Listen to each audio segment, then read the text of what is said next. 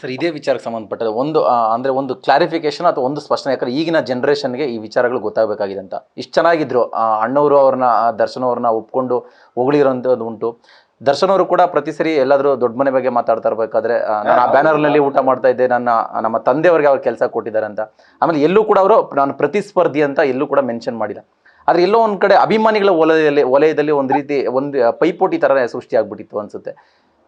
ಹೆಂಗ್ ಸರ್ ಆ ಫ್ಯಾಮಿಲಿಯಿಂದ ಒಂದಿಷ್ಟು ಏನಾದರೂ ದರ್ಶನ್ ಅವರಿಗೆ ಪೈಪೋಟಿಯಾಗಿ ಬೆಳಿಬೇಕು ಅನ್ನೋದು ಏನಾದರೂ ಜಿದ್ದಿತ್ತು, ಆ ಥರ ಏನಾದರೂ ಆ ಥರ ಒಂದು ಸಿಚುವೇಶನ್ಸ್ ಕ್ರಿಯೇಟ್ ಆಯ್ತಾ?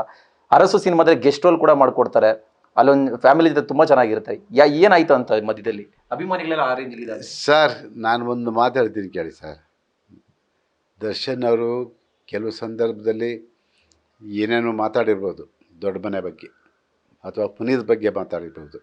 ಆದರೆ ಅದನ್ನು ದೊಡ್ಡದು ಮಾಡಬಾರ್ದು ಸರ್. ಯಾವತ್ತೂ ಮಾತಾಡಿದ್ರ ಇದನ್ನೇನಾದರೂ ಇವತ್ತು ರಾಜ್ಕುಮಾರ್ ಆಗಲಿ ಪಾರ್ವತಮ್ಮನವ್ರು ಇದ್ದಿದ್ರೆ ಹಂಗೆ ಮಾತಾಡಿದ್ರಿ ಏನು ಮಾಡಿರೋರು ಗೊತ್ತಾ? ಬಿಟ್ಬಿಟ್ಟಿರೋರು ಅಲ್ಲಿಗೆ. ಓಹೋ ಇಷ್ಟೇನಾ, ಬೇಡ ದೂರ ಆಗ್ಬಿಡೋಣ ಅಂತ ಹೇಳೋರು. ಆದರೆ ಇವತ್ತು ಅವರ ಮಕ್ಕಳಿಗೆ ಯಾರೇ ಆಗಲಿ ಯಾವತ್ತೂ ಕೂಡ ಅವರು ಇದನ್ನು ಏನು ಹಿಂಗೆ ಅಂದಿದ್ದೀಯ ನೀನು, ಏನು ಹಿಂಗೆ ಮಾಡಿದ್ದೀಯಾ ಯಾವತ್ತೂ ಮಾತಾಡಲಿಲ್ಲ. ಅದರಿಂದ ಅಭಿಮಾನಿಗಳು ಅಂತ ಹೇಳ್ತಾರಲ್ಲ, ಇವಾಗ ಶಿವರಾಜ್ಕುಮಾರ್ ಅಭಿಮಾನಿಗಳಿರ್ಬೋದು, ಪುನೀತ್ ಅಭಿಮಾನಿಗಳಿರ್ಬೋದು, ದರ್ಶನ್ ಅಭಿಮಾನಿಗಳಿರ್ಬೋದು, ಸುದೀಪ್ ಅಭಿಮಾನಿಗಳಿರ್ಬೋದು, ಇವರೆಲ್ಲರೂ ನಾನು ಏನು ಕೇಳ್ಕೊಡ್ತೀನಿ ಗೊತ್ತಾ? ನಿಮ್ಮ ಅಭಿಮಾನವನ್ನು ನಿಮ್ಮ ನಾಯಕ ನಟನಿಗೆ ಯಾವ ಥರ ತೋರಿಸ್ಬೇಕಾದ್ರೆ ಆ ಥರ ತೋರಿಸಿ, ಪ್ರೀತಿ ಮಾಡಿ.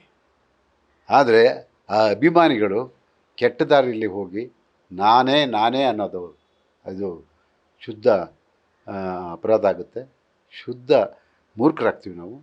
ಹಾಗಾಗಿ ನಿಮ್ಮ ಅಭಿಮಾನವನ್ನು ನಿಮ್ಮ ನಾಯಕ ನಟರಿಗೆ ತೋರಿಸುವ ಸಂದರ್ಭದಲ್ಲೂ ಕೂಡ ಈ ನಾಡಿನ ಬಗ್ಗೆ, ಈ ಭಾಷೆಯ ಬಗ್ಗೆ, ನಮ್ಮ ಸಂಸ್ಕೃತಿ ನೆಲ ಜಲಕ್ಕೆ ಅನ್ಯವಾದಾಗ ಅದಕ್ಕೆ ಕೈ ಹಾಕಿ, ನೀವು ಅದರ ವಿರುದ್ಧವಾಗಿ ಹೋರಾಟಕ್ಕೆ ಕೈ ಹಾಕಿ. ಆಗ ನೀವು ನಿಜವಾದ ದರ್ಶನ್ ಅಭಿಮಾನಿಗಳು, ನಿಜವಾದ ಸುದೀಪ್ ಅಭಿಮಾನಿಗಳು, ನಿಜವಾದ ಉಪೇಂದ್ರ ಅಭಿಮಾನಿಗಳು, ನಿಜವಾದ ಶಿವರಾಜ್ಕುಮಾರ್ ಅಭಿಮಾನಿಗಳು ಕೇವಲ ಚಿತ್ರರಂಗಕ್ಕೆ ಮಾತ್ರ ಸ್ಥಿಮಿತವಾಗಿದ್ದರೆ ನಿಮ್ಮನ್ನು ಯಾರು ಅಭಿಮಾನಿಗಳು ಅಂತ ಕರೆಯಲ್ಲ.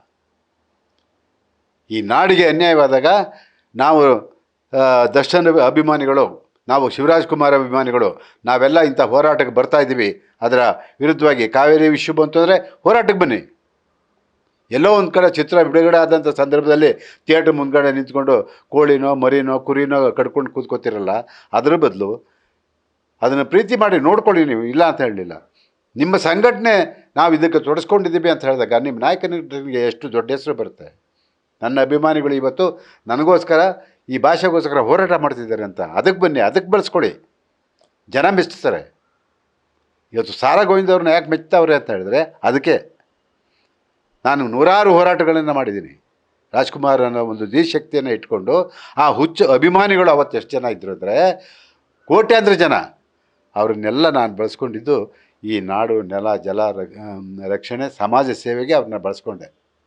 ಸುಮಾರು ರಾಜ್ಕುಮಾರ್ ಅವರ ಹೆಸರಿನಲ್ಲಿ ಕರ್ನಾಟಕದಾದ್ಯಂತ ಸುಮಾರು 13-14 ಸಾವಿರ ಸಂಘಟನೆಯನ್ನು ಮಾಡಿದೆ. ಹೋಗಬಾರ್ದು ಜಾಗದಲ್ಲಿ ಹೋರಾಟ ಮಾಡಿದ್ದೀನಿ. ಕಂಟೋನ್ಮೆಂಟಲ್ಲಿ ಕನ್ನಡ ಇಲ್ಲ, ಅಲ್ಲಿ ಹೋರಾಟ ಮಾಡಿ ಕನ್ನಡಮಯವನ್ನಾಗಿ ಮಾಡಿದೆ. ಅಲ್ಲಿ ಕನ್ನಡ ಧ್ವಜವನ್ನು ಹಾರಿಸಿದೆ. ನಾನು ಸರ್ಕಾರದ ವಿರುದ್ಧವಾಗಿ ಹೋರಾಟ ಮಾಡಿದೆ. ಕೇಂದ್ರ ಸರ್ಕಾರದ ವಿರುದ್ಧವಾಗಿ ಹೋರಾಟ ಮಾಡಿದ್ದೀವಿ. ಇಂಥದಕ್ಕೆ ನಿಮ್ಮ ಅಭಿಮಾನವನ್ನು ಬೆಳೆಸ್ಕೊಂಡ್ರಪ್ಪ, ಆವಾಗ ನಿಮ್ಮ ನಾಯಕನಿಗೂ ಒಳ್ಳೆಯ ಹೆಸರು ಬರುತ್ತೆ, ನಿಮ್ಮ ನಾಯಕನಿಗೆ ಇನ್ನೂ ದೊಡ್ಡ ಹೆಸರು ಬರುತ್ತೆ. ದರ್ಶನ್ ಅಭಿಮಾನಿಗಳಿಗೆ ಮಾಡಿದ್ರಂತೆ. ಯಾಕೆ ಯಾವುದೋ ಒಂದು ಸಂದರ್ಭದಲ್ಲಿ ಯಾವುದೋ ಒಂದು ಊರಲ್ಲಿ ಆ ಕೆರೆನ ಸಂರಕ್ಷಣೆ ಮಾಡಿ ಅದಕ್ಕೆ ಕೆರೆಗೆ ನೀರು ತುಂಬಿಸೋವಂಥದ್ದು ಮತ್ತೊಂದು ಆ ಕೆರೆ ಡೆವಲಪ್ ಮಾಡೋವಂಥದ್ದು ಕೆಲಸ ಮಾಡಿದಾಗ ಎಷ್ಟು ಜನ ಖುಷಿಪಟ್ಟರು. ನ್ಯೂಸ್ ಫಸ್ಟ್ ನಿರ್ಭೀತಿಯಿಂದ ನಿಮ್ಮ ಪರವಾಗಿ.